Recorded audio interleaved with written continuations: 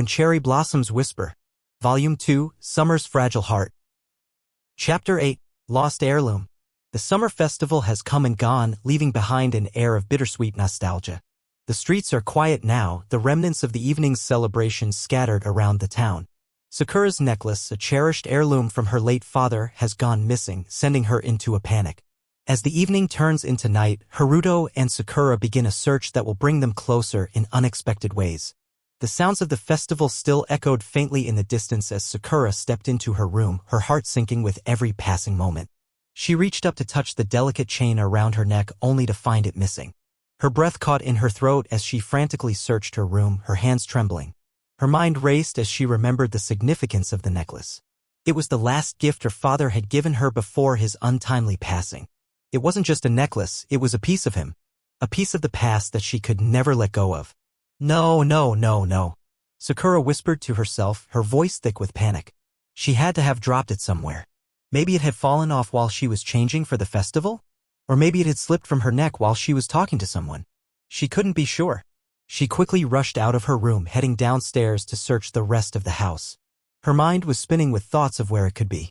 Her mother had already retired to bed and Takumi was no help, probably already lost in one of his games. But then, just as she was about to give up, she heard a soft knock on the door.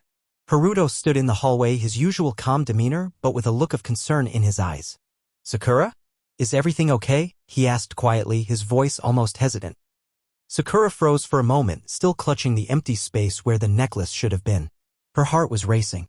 She didn't want to burden him with something so trivial, but she couldn't deny the sinking feeling in her chest.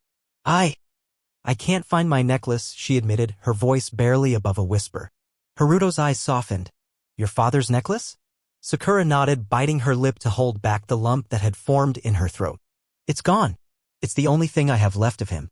Haruto's gaze lingered on her for a moment before he nodded firmly. "I'll help you find it." Sakura shook her head. "You don't have to. It's my responsibility." But Haruto stepped closer, his voice steady. "I want to help. You don't have to do this alone." Sakura blinked in surprise. She hadn't expected him to be so insistent, and she certainly hadn't expected him to offer his help so readily. A small part of her wanted to protest, to tell him it wasn't his problem. But something about his expression, the sincerity in his eyes, stopped her. "Thank you," she said quietly, her voice trembling. The two of them spent the next few hours combing through every corner of her house. They checked the hallway, the living room, her bedroom, and even the garden outside where the faint scent of night-blooming flowers lingered in the air. The night was cool, but Sakura barely noticed the chill as she retraced every step she'd taken during the festival. Haruto's presence was a steady comfort. Every so often, she would glance at him and he would give her a quiet nod or a reassuring glance. He didn't say much, but his actions spoke volumes. He was here. He was helping her. And that meant more to her than she was willing to admit. Finally, after what felt like hours of searching, they returned to Sakura's room. Haruto sat on the edge of her bed, his gaze thoughtful as he noticed something she hadn't. The small drawer in her desk was slightly open. "Did you check this one?" he asked, his voice quiet but with a hint of knowing. Sakura frowned. I didn't think to."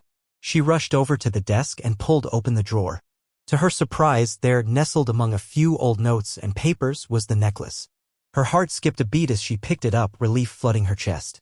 The silver chain sparkled in the dim light, the pendant, a small, delicate charm in the shape of a cherry blossom, glowing softly. Tears welled up in her eyes, but she blinked them back quickly, not wanting to appear too vulnerable. I can't believe I missed this," she whispered, her fingers trembling as she held the necklace close to her chest.